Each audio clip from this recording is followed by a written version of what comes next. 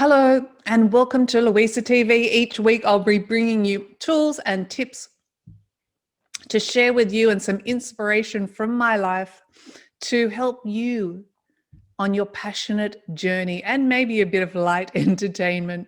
This week the theme is, do I have to choose one purpose? Absolutely not. You can do whatever you want and you can have as many purposes and passions as you like. I'm the passion ambassador. I've got a list of passions and they're constantly evolving and changing in order of rank. Many people never find their purposes or their passions during their life because they're not curious.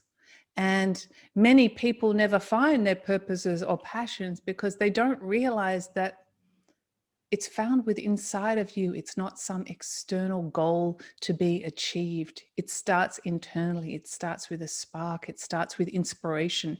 It starts with joy. It starts with wanting to do something for yourself and for others. And our evolution and loving ourselves and all those hard steps we learn along the way are part of this process. It's an inside job. I'll give you a few of my life's purposes. Well, I thought they were purposes at the time. Soul's purposes, passion, whatever you want to call it. I'll start with my teenage years and I'll probably go on to career, because for many, many years, I thought my purpose was associated with my career, as if that was my identity. So probably in my teenage years, my first purpose was going out to pubs with my friends. And I remember my grandmother was babysitting me one night, or sleeping over. I probably didn't need a babysitter. And I wasn't allowed to go out with my friends. Well, this was my absolute purpose in life. I absolutely had to meet my friends at the pub. And I was so inspired and so passionate about doing this. And I didn't have any fear. And I basically didn't worry what anyone else thought. So I pretended to go to sleep and got a whole lot of sheets and tied them to the bottom of my bed. And I was on the second story floor. It was quite high up. And I remember looking out the window thinking, please God, let me not fall. And I held onto those sheets very, very tightly and put my legs out and eventually started sliding down the sheets. And I got halfway down. I think my hands, I was shaking by this time. But what I forgot to take into account was my bed was on wheels, and with the weight, all of a sudden the bed rammed into the wall and I fell onto the cement pathway below and sprained my ankle. But I very graciously stood up and hobbled off to the pub. Thought nothing more about it. And I took that jump, and that's going to relate to the end of this story about purpose and passion.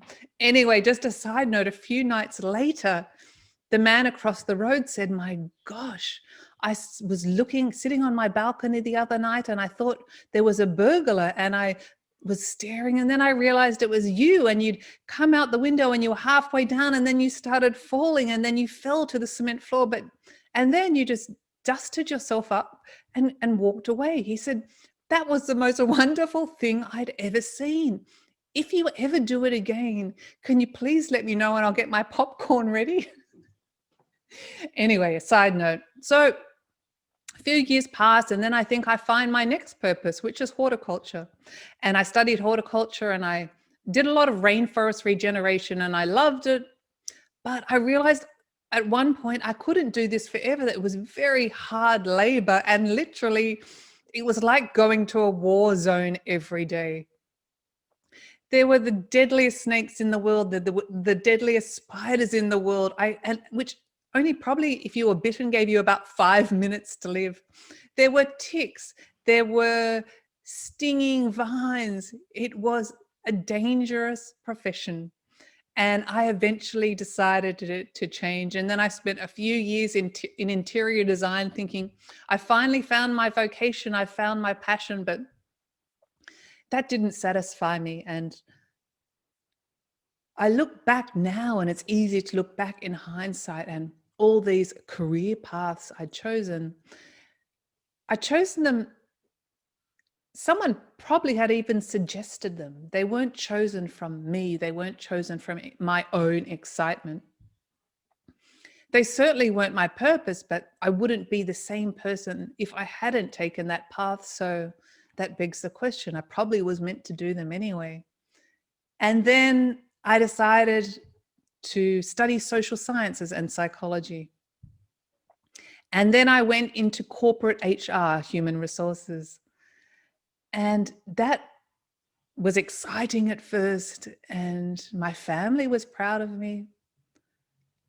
I don't know if I was happy. I was probably too busy to even think about being happy. I was consumed by meetings. There was meetings for everything. There was meetings for a meeting.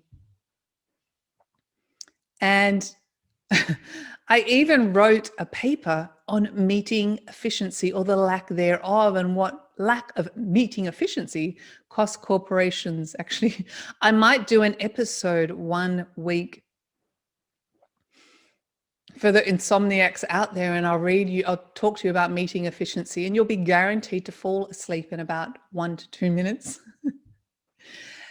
And then I moved in the same field. I moved to another company for a bigger office and a bigger salary, and I was desperately unhappy.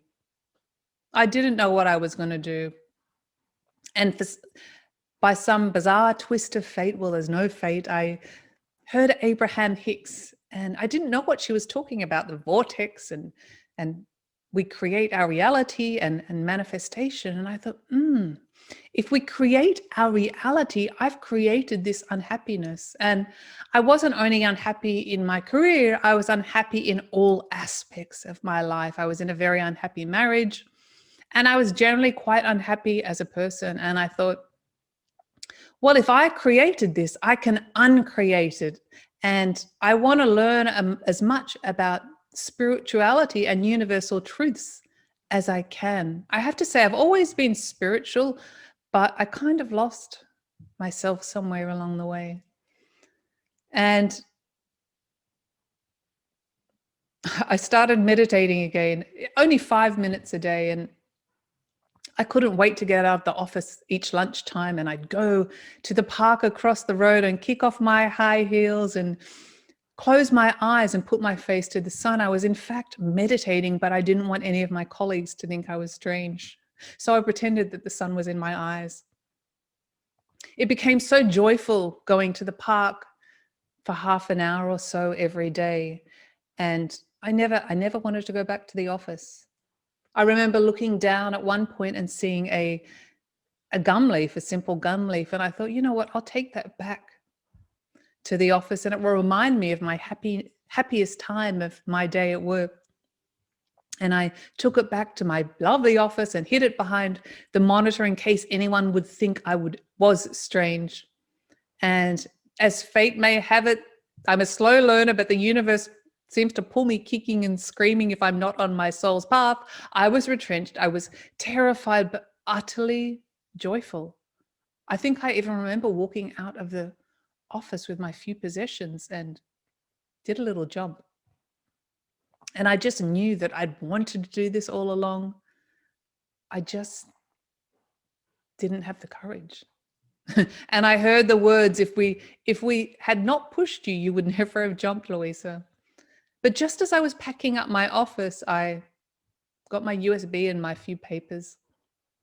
And there was that gum leaf, that eucalyptus gum leaf, sitting behind the monitor. Just such a simple thing, just a gum leaf. But I realized if I had stayed, I would have turned out like that shriveled gum leaf. And I was so grateful that I was given the opportunity to leave.